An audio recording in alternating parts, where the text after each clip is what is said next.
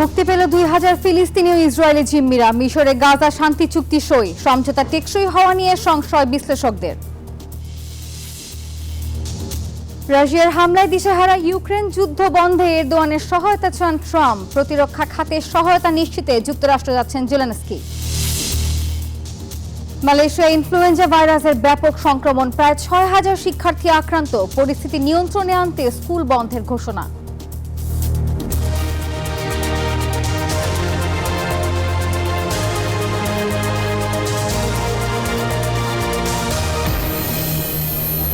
স্বাগত গ্লোবাল টাইমে। বিশ্বের নানা প্রান্তের খবর নিয়ে আপনাদের সঙ্গে আছি আমি নাফিসা হক। এতক্ষণ দেখছিলেন সংবাদ শিরোনামগুলো, যাচ্ছি পুরো খবরে। অবশেষে থামলো গাজার 2 বছরের রক্তক্ষয়ী সংঘাত। মার্কিন প্রেসিডেন্ট ডোনাল্ড ট্রাম্প সহ বিশ্ব নেতাদের উপস্থিতিতে মিশরে সই হলো ঐতিহাসিক এই শান্তি চুক্তি।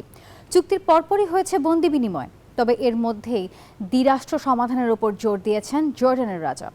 ভয়াবহ এই সংঘাতে বিপুল হতাহতের ক্ষত নিয়ে গাজায় শুরু হয়েছে পুনর্গঠনের কাজ। মিশরের শার্ম এল শেখে প্রায় ৩৫ জন বিশ্বনেতার উপস্থিতিতে সই হল গাজার বহুল কাঙ্ক্ষিত শান্তি চুক্তি। চুক্তি অনুযায়ী বোর্ড অব পিস নামে একটি আন্তর্জাতিক সংস্থা গাজার অস্থায়ী প্রশাসন ও শান্তি তদারকি করবে বলে জানান মার্কিন প্রেসিডেন্ট ডোনাল্ড ট্রাম্প। চুক্তি কার্যকরের সঙ্গে সঙ্গে শুরু হয় ঐতিহাসিক বন্দি বিনিময়। হামাসের মুক্তি দেয়া 20 ইসরায়েলি জিম্মি ঘরে ফিরলে তৈরি হয় আবেগঘন পরিবেশ। অন্যদিকে প্রায় 2000 ফিলিস্তিনি বন্দীকে মুক্তি দিয়েছে দখলদার ইসরায়েল। তবে জর্ডানের রাজা দ্বিতীয় আব্দুল্লাহ সতর্ক করে বলেছেন, স্বাধীন ফিলিস্তিনি রাষ্ট্র প্রতিষ্ঠা ছাড়া মধ্যপ্রাচ্যে স্থায়ী শান্তি প্রতিষ্ঠা অসম্ভব। গাজার স্বাস্থ্য কর্তৃপক্ষের তথ্য মতে 2 বছরের সংঘাতে প্রাণ হারিয়েছেন ৬৭,৮০০ শতাধিক ফিলিস্তিনি। এরই মধ্যে যুদ্ধবিধ্বস্ত গাজায় বিশুদ্ধ পানি সরবরাহ নিশ্চিতে কাজ শুরু করেছে ইউনিসেফ। নিবির আমিন, নিউজ 24। দীর্ঘ 2 বছর পর হাসি ফুটেছে ফিলিস্তিনিদের মুখে। গাজা যুদ্ধবিরতি চুক্তিতে স্বাক্ষরের পর মধ্যপ্রাচ্যের ভবিষ্যৎ নিয়ে বড় ধরনের ঘোষণা দিয়েছেন ট্রাম্প। তবে চুক্তি স্বাক্ষরের পরপরই টেকসই শান্তির দিকে দ্রুত এগোনোর মতো এখনও কোনো গতি দেখা যায়নি। এই পরিস্থিতিতে সমঝোতা ঠিক কতটা টেকসই হবে তা নিয়ে সংশয় প্রকাশ করেছেন বিশ্লেষকরা। সোমবার মিশরে অনুষ্ঠিত এক গুরুত্বপূর্ণ সম্মেলনে গাজা যুদ্ধবিরতি চুক্তির কাগজপত্রে আনুষ্ঠানিক স্বাক্ষর সম্পন্ন হয়। সম্মেলনে উপস্থিত ছিলেন মার্কিন প্রেসিডেন্ট ডোনাল্ড ট্রাম্প। এ সময় মধ্যপ্রাচ্যের শান্তি ও ভবিষ্যৎ নিয়ে বড় ধরনের ঘোষণা দেন তিনি। তবে চুক্তি বাস্তবায়নের গুরুত্বপূর্ণ দিকগুলো নিয়ে বিস্তারিত কিছুই জানাননি মার্কিন প্রেসিডেন্ট। গণমাধ্যমের তথ্য বলছে 20 দফা শান্তি পরিকল্পনার বাকি বিষয়গুলো নিয়ে আলোচনা চলছে। তবে কবে, কোথায় বা কিভাবে তা বাস্তবায়িত হবে সে বিষয়ে কোনো নির্দিষ্ট তথ্য দেননি ট্রাম্প। এদিকে হামাসের ভবিষ্যৎ, ইসরায়েলি সেনা প্রত্যাহারের পরিধি এবং গাজা শাসন কার হাতে থাকবে, এই 3 প্রশ্নেই আটকে আছে পুরো প্রক্রিয়া। এ অবস্থায় এই সমঝোতা কতটা টেকসই হবে তা নিয়ে সংশয় প্রকাশ করেছেন বিশ্লেষকরা। ম্যারিল্যান্ড বিশ্ববিদ্যালয়ের অধ্যাপক ও ব্রুকিংস ইনস্টিটিউশনের সিনিয়র ফেলো শিবলি তেলহামি বলেন, এটা কি সত্যি শান্তি চুক্তি নাকি কেবল জিম্মি মুক্তি ও অস্থায়ী যুদ্ধবিরতি তা এখনো অস্পষ্ট। At least a plan that the President of the United States has put forth. বিশ্লেষকরা মনে করছেন গাজায় যুদ্ধবিরতি নিশ্চিত করলেও চূড়ান্ত শান্তি প্রতিষ্ঠা এবং আঞ্চলিক স্থিতিশীলতার ক্ষেত্রে আরও কঠোর সমন্বয় প্রয়োজন। আফরিন মৌ, নিউজ 24। দিন দিন উত্তপ্ত হয়ে উঠছে রাশিয়া ইউক্রেন যুদ্ধের পরিস্থিতি। সোমবার রাতেও রুশ হামলায় ক্ষতিগ্রস্ত হয় ইউক্রেনের খার্কিভের হাসপাতাল এবং আবাসিক ভবন। এই অবস্থায় যুদ্ধ থামাতে তুরস্কের প্রেসিডেন্ট রিসেপ তাইয়েপ এরদোয়ানের সহায়তা চেয়েছেন মার্কিন প্রেসিডেন্ট ডোনাল্ড ট্রাম্প। আর এদিকে প্রতিরক্ষা ও জ্বালানি খাতে সহায়তা নিশ্চিত করতে আবারও যুক্তরাষ্ট্র সফরে যাচ্ছেন জেলেনস্কি। রাতের আধারে রাশিয়ার একের পর এক হামলায় কেঁপে ওঠে ইউক্রেনের খার্কিভ শহর। মুহূর্তেই ধ্বংসস্তূপে পরিণত হয় বেশ কয়েকটি আবাসিক ভবন। গণমাধ্যমের প্রতিবেদনের তথ্য বলছে, সোমবার গভীর রাতে এ হামলায় একটি হাসপাতালও আংশিক ক্ষতিগ্রস্ত হয়েছে। এতে বিদ্যুৎ বিচ্ছিন্ন হয়ে পড়েছে অন্তত 30,000 মানুষ। শুধু খার্কিভেই নয়, রাশিয়া নতুন করে আরও বেশ কিছু বসতি নিজেদের নিয়ন্ত্রণে নিয়েছে বলে জানায় গণমাধ্যম। আর শীতকে সামনে রেখে জ্বালানি স্থাপনায় ক্রেমলিন হামলার মাত্রা বাড়িয়েছে এমন অভিযোগ কিয়েভের।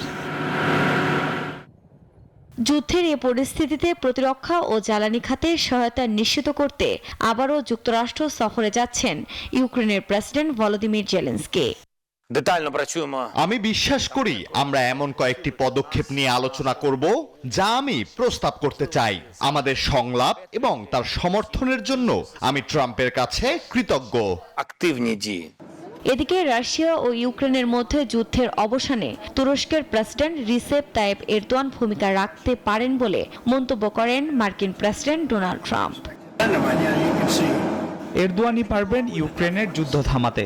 রাশিয়া তাকে সম্মান করে। ইউক্রেনের সঙ্গেও এরদোগানের সম্পর্ক ভালো।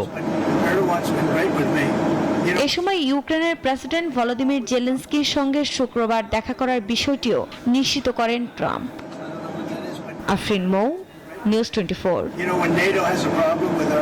ইনফ্লুয়েঞ্জা ভাইরাসের আক্রমণে মালয়েশিয়ায় প্রায় 6,000 শিক্ষার্থী অসুস্থ হয়ে পড়েছে। পরিস্থিতি নিয়ন্ত্রণে আনতে বেশ কিছু স্কুল ইতোমধ্যে বন্ধ ঘোষণা করেছে দেশটির শিক্ষা মন্ত্রণালয়।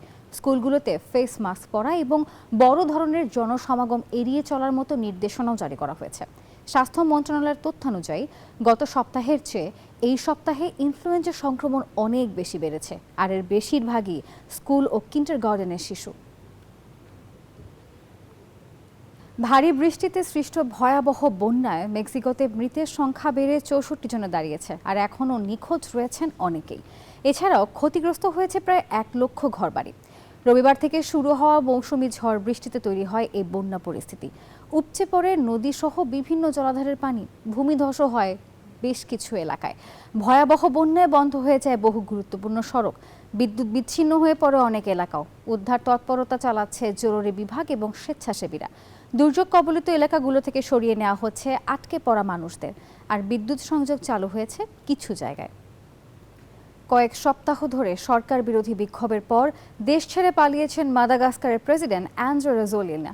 ফরাসি সামরিক বিমানে করে দেশ ত্যাগ করেছেন তিনি। সোমবার এ তথ্য নিশ্চিত করেন দেশটির বিরোধী দলীয় প্রধান এবং অন্যান্য কর্মকর্তারাও। এর আগে দেশটির প্রেসিডেন্টের কার্যালয় জানিয়েছিল রাজোয়েলিনা স্থানীয় সময় সোমবার সন্ধ্যা 7টায় জাতির উদ্দেশ্যে ভাষণ দেবেন। তবে এর মধ্যেই তার পালিয়ে যাওয়ার খবর আসে। এ বিষয়ে এখনও কোনো মন্তব্য করেনি প্রেসিডেন্ট কার্যালয়। ফরাসি রেডিও আরএফআই জানিয়েছে দেশ ছাড়ার আগে রাজোয়েলিনা ফরাসি প্রেসিডেন্ট ইমানুয়েল ম্যাক্রোর সঙ্গে একটি চুক্তিতে পৌঁছান। কৃত্রিম বুদ্ধিমত্তা কিংবা এআই চিপের ব্যাপক চাহিদায় স্যামসাং ইলেকট্রনিক্স 3 বছরের মধ্যে সর্বোচ্চ আয় রেকর্ড করতে যাচ্ছে। প্রযুক্তি জায়ান্টটি তাদের তৃতীয় প্রান্তিকের পরিচালন মুনাফা 32% বেড়ে $8.5 বিলিয়ন পৌঁছানোর পূর্বাভাস দিয়েছে, যা বিশ্লেষকদের প্রত্যাশার চেয়েও অনেক বেশি। মূলত এআই সার্ভারের জন্য প্রয়োজনীয় মেমোরি চিপের বিক্রি বাড়ায় এই মুনাফা অর্জিত হয়েছে। স্যামসাং জানিয়েছে এআই সম্পর্কিত চিপের শক্তিশালী চাহিদা তাদের DRAM এবং NAND পণ্যের দাম ও চালান বাড়াতে সহায়তা করেছে। এই ঘোষণার পর চলতি বছর স্যামসাং এর শেয়ারের দাম রেকর্ড 75% পর্যন্ত বেড়েছে। সময়কে পেছনে ফেলে প্রাচীন আয়ারল্যান্ডে ফিরে যাওয়ার এক জাদুকরী সুযোগ করে দিয়েছেন একজন কামার। তার নাম টম কিং।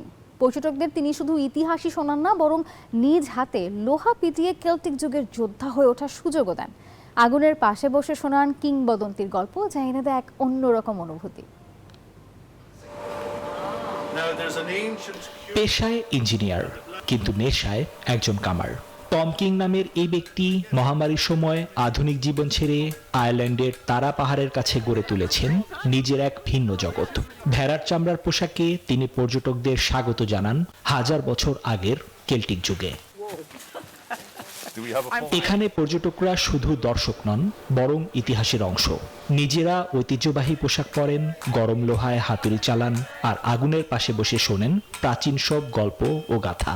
এই অসাধারণ অভিজ্ঞতা স্থির কোনো স্মৃতিস্তম্ভ দেখার চেয়ে অনেক বেশি আকর্ষণীয় বলে মনে করছেন সবাই। এখানে যারা আসেন তাদের বয়স 3 বছর থেকে শুরু করে 93 বছর পর্যন্ত হতে পারে। তাই প্রাচীন আয়ারল্যান্ডের বিষয়ে যার সামান্যতম আগ্রহ আছে এবং যিনি এক সম্পূর্ণ অনন্য অভিজ্ঞতার সন্ধান করছে সেই সকলকে এখানে স্বাগত। ডিজিটাল জীবনের ক্লান্তি ভুলতে এই জাদুকরী অভিজ্ঞতার খোঁজে আসছেন বহু মানুষ, বিশেষ করে মার্কিন পর্যটকরা। টম কিং এর লক্ষ্য এই প্রাচীন ঐতিহ্য ও শিল্পকে আগামী প্রজন্মের কাছে বাঁচিয়ে রাখা, যেন হারিয়ে না যায় শেকড়ের ইতিহাস। নিবির আমিন, নিউজ 24। অবৈধ অভিবাসীদের ধরতে ব্যাপক অভিযান চালাচ্ছে সৌদি সরকার। এরই ধারাবাহিকতায় আবাসন, শ্রম ও সীমান্ত সুরক্ষা আইন লঙ্ঘনের অভিযোগে 21,000-এরও বেশি অভিবাসীকে গ্রেপ্তার করেছে দেশটির আইন শৃঙ্খলা রক্ষা বাহিনী। আর এতে আতঙ্কে রয়েছেন অবৈধ প্রবাসী বাংলাদেশিরাও। জীবিকার তাগিদে বিশ্বের বিভিন্ন দেশ থেকেই প্রতি বছর সৌদিতে পাড়ি জমান বহু প্রবাসী। অনেকে আবার অবৈধভাবে বা সীমান্ত দিয়েও দেশটিতে প্রবেশ করেন। এ অবস্থায় নানা অপরাধে অভিযুক্ত অভিবাসীদের ধরতে বছরের প্রায় বিভিন্ন সময়ই অভিযান চালায় দেশটির আইন শৃঙ্খলা রক্ষা বাহিনী। এরই ধারাবাহিকতায় গত 2 অক্টোবর থেকে 8 অক্টোবর পর্যন্ত অভিযান চালিয়ে 21,403 জন প্রবাসীকে গ্রেফতার করা হয়েছে।